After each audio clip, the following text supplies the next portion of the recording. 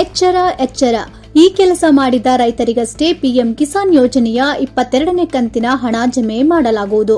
ಬನ್ನಿ ಹಾಗಿದ್ರೆ ಪಿಎಂ ಕಿಸಾನ್ ಯೋಜನೆಯ 22ನೇ ಕಂತಿನ ಹಣ ಪಡೆಯಲು ರೈತರು ಮಾಡಬೇಕಾದ ಕೆಲಸ ಏನು ಹಾಗೂ 22ನೇ ಕಂತಿನ ಹಣ ಯಾವಾಗ ಜಮೆ ಆಗುತ್ತೆ ಅಂತ ಈ ವಿಡಿಯೋದಲ್ಲಿ ನಿಮಗೆ ತಿಳಿಸ್ಕೊಡ್ತೀವಿ.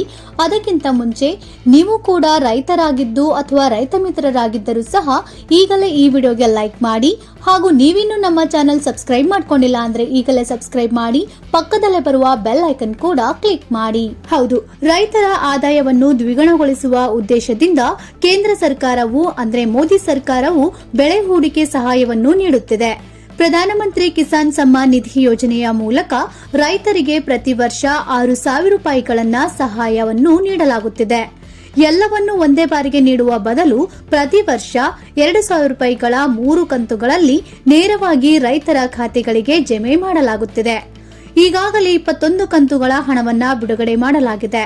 ಈಗ ರೈತರು 22ನೇ ಕಂತಿನ ಬಿಡುಗಡೆಗಾಗಿ ಕಾಯುತ್ತಿದ್ದಾರೆ. ಇನ್ನು ರೈತರು 22ನೇ ಕಂತಿನ ಹಣ ಪಡೆಯಲು ಮಾಡಲೇಬೇಕಾದ ಕಡ್ಡಾಯವಾದ ಕೆಲಸ ಏನಪ್ಪಾ ಅಂದ್ರೆ KYCಯನ್ನು ಪೂರ್ಣಗೊಳಿಸುವುದು.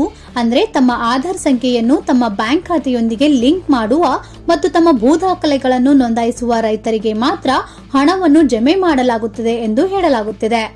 ಇನ್ನು 22ನೇ ಕಂತಿನ ಹಣ ಯಾವಾಗ ಬರುತ್ತದೆ ಅಂತ ನೋಡೋದಾದ್ರೆ ಈ ವರ್ಷ 2026ರ ಮಾರ್ಚ್ ಏಪ್ರಿಲ್ನಲ್ಲಿ ಪ್ರಧಾನಮಂತ್ರಿ ಕಿಸಾನ್ ಸಮ್ಮಾನ್ ನಿಧಿ ಬೆಳೆ ಸಹಾಯದ 22ನೇ ಕಂತು ಬಿಡುಗಡೆಯಾಗಲಿದೆ. ಸಾಮಾನ್ಯವಾಗಿ ಪ್ರತಿ 4 ತಿಂಗಳಿಗೊಮ್ಮೆ ಬೆಳೆ ಸಹಾಯವನ್ನು ಬಿಡುಗಡೆ ಮಾಡಲಾಗುತ್ತಿದೆ. ಪ್ರತಿ ರೈತರ ಖಾತೆಗೆ 2,000 ರೂಪಾಯಿ ಜಮೆ ಮಾಡಲಾಗುತ್ತದೆ.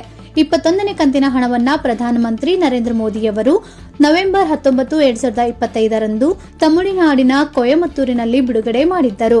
ಇದನ್ನು 4 ತಿಂಗಳ ನಂತರ ಅಂದ್ರೆ ಮಾರ್ಚ್ ಏಪ್ರಿಲ್ನಲ್ಲಿ ಬಿಡುಗಡೆ ಮಾಡಲಾಗುತ್ತದೆ ಎಂದು ತಿಳಿದು ಬಂದಿದೆ.